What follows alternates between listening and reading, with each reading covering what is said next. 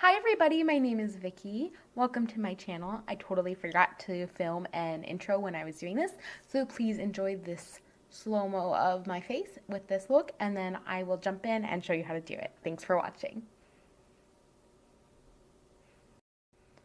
Okay, I want to get started, and I am starting with a bare, clean face that with just a little bit of moisturizer with SPF in it. I'm going to set my face using Smashbox Photo Finish Primer Water because I think that it helps hydrate my face and helps my foundation, whatever kind I'm using, stick and adhere better. I'm going in with a tinted moisturizer. It's NARS Pure Radiant Tinted Moisturizer. It has SPF as well, and it's very long lasting in my opinion for a tinted moisturizer. I'm in the shade Finland or Light 1, and I'm using a MAC 187 brush, which I feel like helps kind of diffuse the product, and because of the way it's shaped, it's a duo fiber, so you don't get tons and tons of product, and it helps pick up any excess. I like to use this brush when I'm using tinted moisturizer versus a beauty blender sometimes because I like the way that the finish looks. Alright, now I'm going to set my entire face with powder. I'm using MAC's Mineralized Skin Finish in the shade Medium Golden, and I'm using a MAC 129 brush to do this. I'm first stipling in the powder into my face to help adhere the powder to the tinted moisturizer so that it doesn't really want to move and it sticks to where it's supposed to stick, and then I go ahead and go over that and buff out everything and just make sure everything is smooth and good and ready to have more product applied. Next, I'm going in to the blush, and I'm using the shade Amaretto in the Jaclyn Hill Becca Highlight Palette. And I like this color because it's like a really nice neutral. It's not too pink. It's definitely not too brown. It's like a really, really good everyday shade, and it blends out really nicely, which is another reason I like to use it. So I kind of start on like the apple of my cheek, not too far inward, and I always go backwards, and then I just kind of do some circles to help blend everything out and make sure I'm getting the coverage I want and make sure there's no harsh lines and no clown cheeks because we don't want that. Then I'm going to use the same palette and use the two shades Prosecco Pop and Champagne Pop with a huge giant fan brush that just says fan brush on it. I don't know who makes it. So any big fan brush would do. I like this because it gives me the right amount of product and the right amount of sheen, and I like it because it works really well for me. So there we go. Alright, then I'm going to go ahead and jump to my eyebrows. I like to do my eyebrows first before my eyeshadow because then my eyeshadow, I kind of know where to bring my eyeshadow to and all that stuff because now I'm set in with my eyebrow. So I'm using the Anastasia Beverly Hills Dip Brow in the shade Dark Brown with an Anastasia Beverly Hills eyebrow brush, which is angled on one side and it has one of those spoolies on the other side.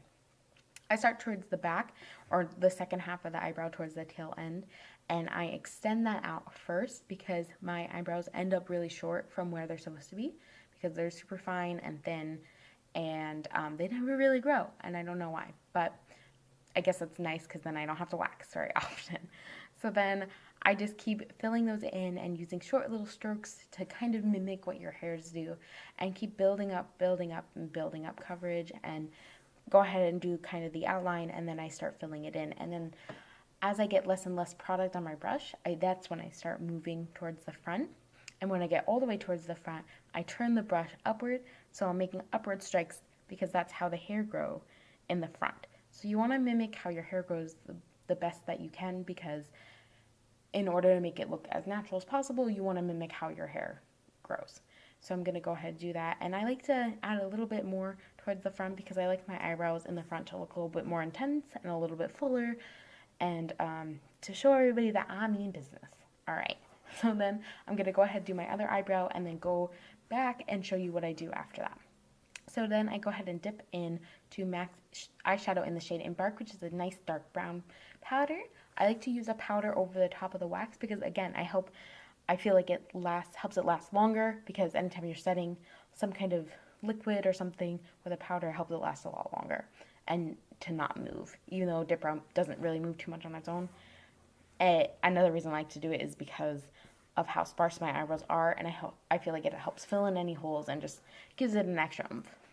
Next, I'm going in with Anastasia their tinted brow gel in the shade Auburn because I have some red in my hair, so I like to use this tinted brow gel to help tie into my hair color without going like super auburn and using an auburn shade pencil or anything like that. This just helps give it a nice little tint and helps kind of tie it in really well.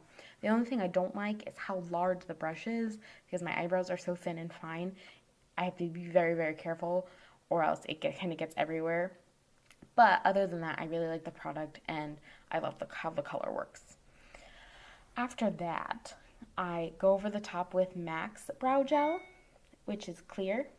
Oh, got an email. I go over everything with MAC's Brow Gel in clear, and I like to brush everything upward. Again, because you don't want your eyebrows like going down, you want them to go up to make your eyes look more open. So that's why I kind of brush upward and outward. All right, next onto shadow. I'm going to prime my eyes with MAC's Paint Pot in Soft Ochre. I've been priming my eyes this way since I was about 14 years old. I find that the paint pot just makes your eyeshadow last for hours and hours and hours and honestly doesn't come off or transfer or anything until you're ready to take it off, which is why I continue to use it for 10 years.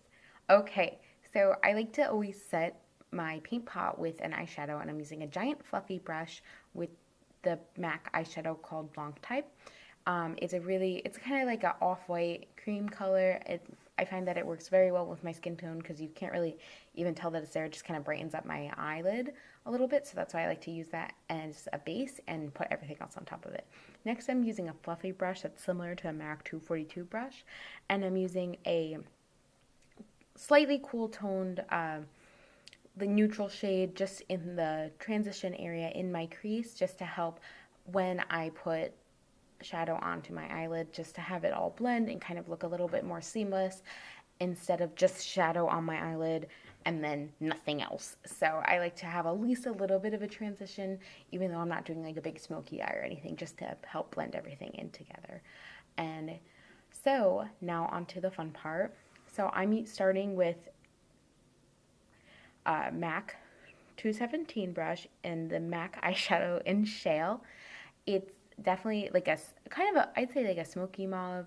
I think it's like a satin finish, so I wanted to start off with that because it's not too strong, but I like to use a lot of different colors and a lot of different eyeshadows when I start off looks, just because I'm that extra.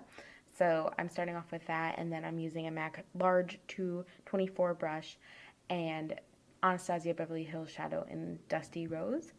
This eyeshadow does have a lot of, or at least a little bit of fallout, so don't worry, we'll clean that up later and I'll show you how I do that. It's pretty easy.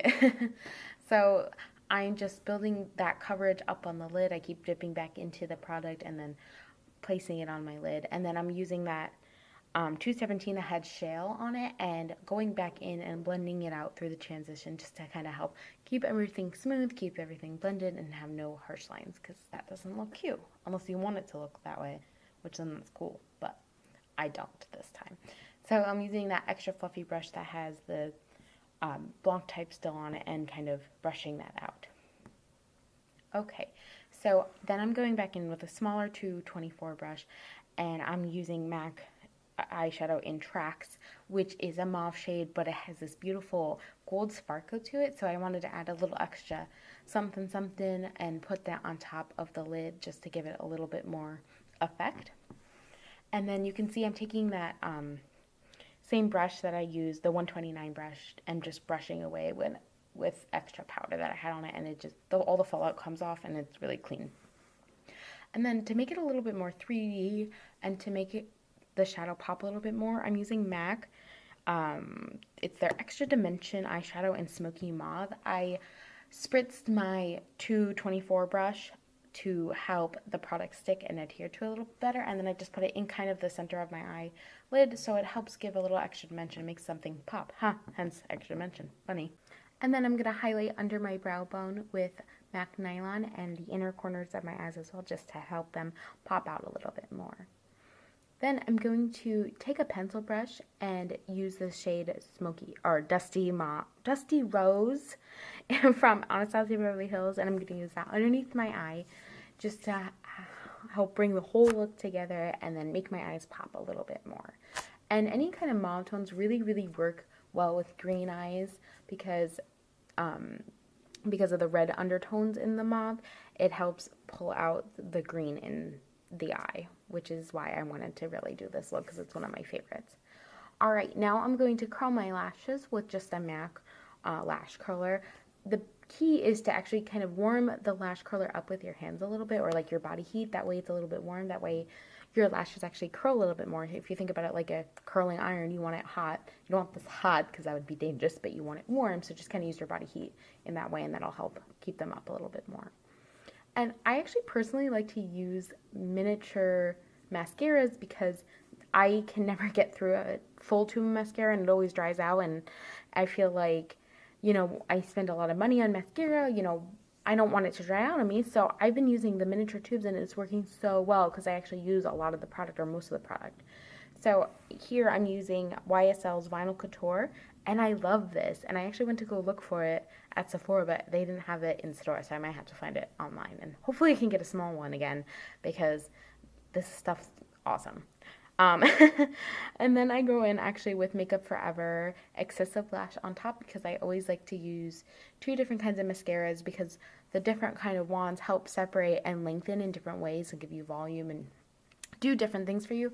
So I do try to use 2 different types of mascara pretty much every day because I don't typically use falsies. That's only when I'm like doing something big, like